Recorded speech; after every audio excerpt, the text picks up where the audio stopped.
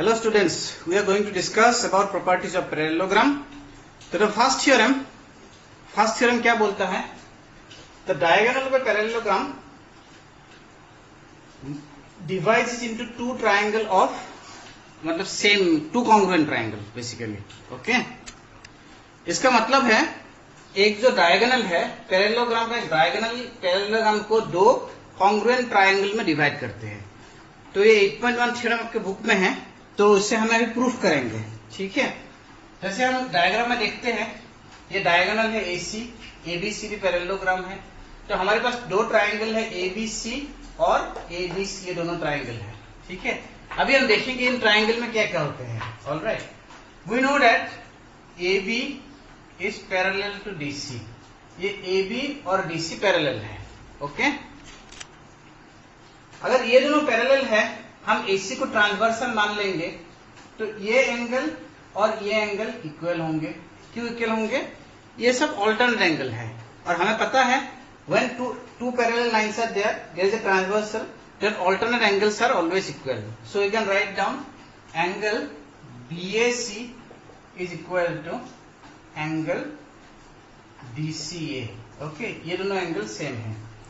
Similarly अभी हम लेंगे AD is parallel to BC. Again your AD parallel to BC. Okay, क्योंकि parallelogram का डेफिनेशन ये है कि opposite sides are parallel.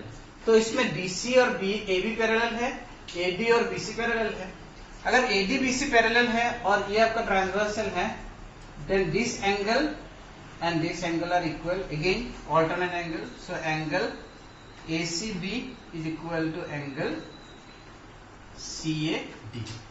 Okay, again in this two triangle हम क्या देखेंगे कि AC equal to AC, ये कॉमन साइड है,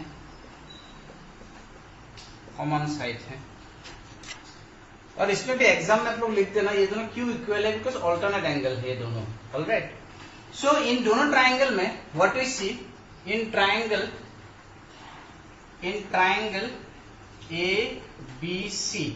ABC and CDA and triangle CDA are congruent by ASA congruency. Angle side angle congruency से ये दोनों triangle congruent हो जाता है. So this is the proof of theorem 8.1. Hope you understand it. Theorem 8.2. Theorem 8.2 क्या बोलते हैं? इन्हें parallelogram opposite sides are equal. Okay, तो ऑपोजिट साइड्स आर इक्वल के लिए हमें जो पिछले प्रूफ किए थे कि this two triangles are congruent, अगर दो ट्राइंगल कॉन्ग्रुएंट है बाय CPCT, हम क्या लिख सकते हैं कि your AB is equal to DC and your BC equal to AD. Hence the opposite sides are equal. Actually first हमें प्रूफ करना पड़ेगा like 8.1 theorem कि these two triangles are congruent. If they are congruent, then what will happen कि by CPCT the sides will be equal. So this is theorem 8.2. Theorem 8.3. In 8.3 theorem, what they have said, if each pair of opposite sides of the quadrilateral is equal, then it is a parallelogram. उसका मतलब है अगर AB and DC equal है, BC and AD equal है, तो ये पूरे ABCD parallelogram है. ठीक है, तो हम क्या देखेंगे, if you consider this two triangle, ये दोनों ट्राइंगल, देन AC भी दोनों में कॉमन है कि नहीं? AC equal to AC common side है. Therefore by S congruency, by S congruency, triangle ABC is congruent to triangle CDA. Okay, ये दोनों ट्राइंगल कॉन्ग्रुएंट है. अगर दोनों ट्राइंगल कॉन्ग्रुएंट है, by CPCT हम क्या लिख सकते हैं?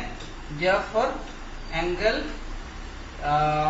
BAC, ये वाला एंगल और ये वाला एंगल इक्वल होंगे, is equal to angle DCA.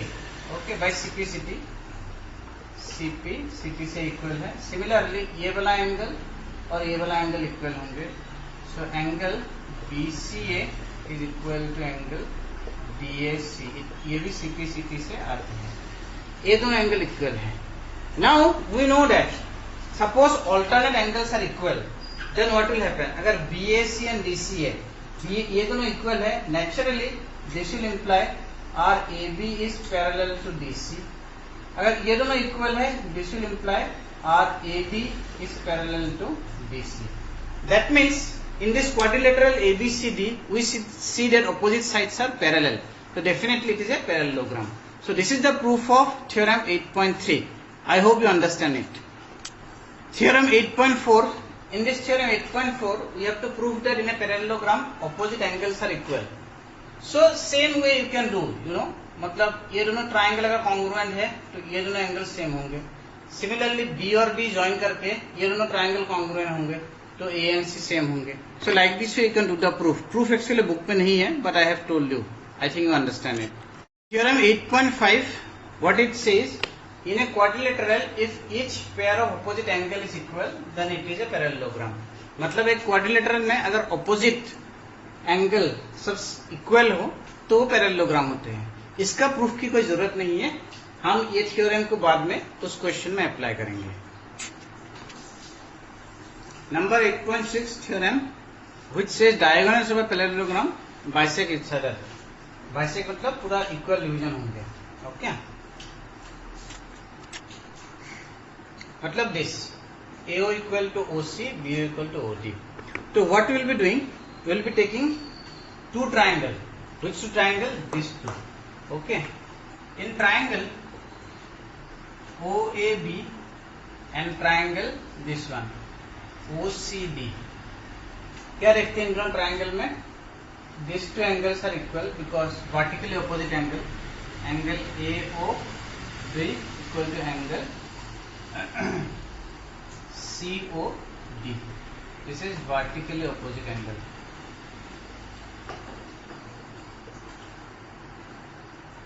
Okay, उसके बाद ये दोनों साइड जो है in a parallelogram opposite sides are equal. So therefore AB equal to DC. This is opposite sides of a parallelogram. Okay, moreover AB and DC parallel है, ये transversal है. सो ये एंगल और ये एंगल भी equal होंगे. So angle ABO equal to angle CDO. ये है alternate opposite angles. So therefore angle side, right? AAS congruency के मुताबिक triangle OAB is congruent to triangle OCD. ये दोनों ट्राइंगल कॉन्ग्रुएंट है. अगर दोनों ट्राइंगल कॉन्ग्रुएंट है तो नेचुरली इसका साइज भी इक्वल होंगे. तो what does it imply, by simplicity हम क्या लिख सकते हैं, AO equal to OC and BO equal to OD. That means the diagonals of a parallelogram bisect each other. So this is exercise 8.6. Hope you understand it. Theorem 8.7.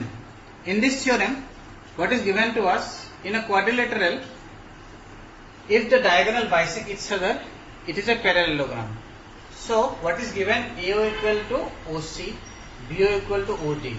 ठीक है, तो naturally in parallelogram not in parallelogram में proof करना है. ठीक है, नहीं दिए गए हैं.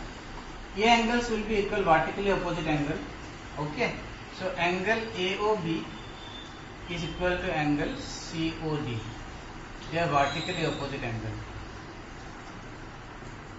Vertically opposite angles. ठीक है, तो by SAS congruency, therefore by SAS congruency triangle AOB is congruent to triangle COD. ये दोनों कॉन्ग्रुएंट ट्राइंगल है. अगर कॉन्ग्रुएंट ट्राइंगल है, by simplicity this two angles are same. Okay, that is angle OAB is equal to angle OCD. अगर ये दोनों angle equal है, ये ट्रांसवर्सल है, so naturally your AB is parallel to DC. वो तो होना ही है. सिमिलरली बाय सिंप्लिसिटी हमारा ये angle will be equal to this angle. Okay, so angle OBA is equal to angle ODC. So this implies ये दोनों अगर इक्वल एंगल है तो what you can say, oh sorry इससे नहीं आएगा, हम लोग को ये नहीं लेना है एक्चुअली.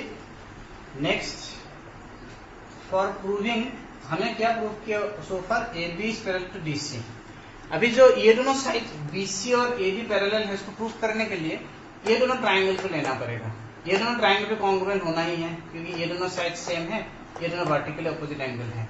तो इसका मतलब उसके बाद ये एंगल और ये एंगल इक्वल हो जाएगा. So will write down similarly. Similarly मतलब आपका triangle OBC is congruent to triangle ODA. ये दोनों भी कॉन्ग्रुएंट होंगे.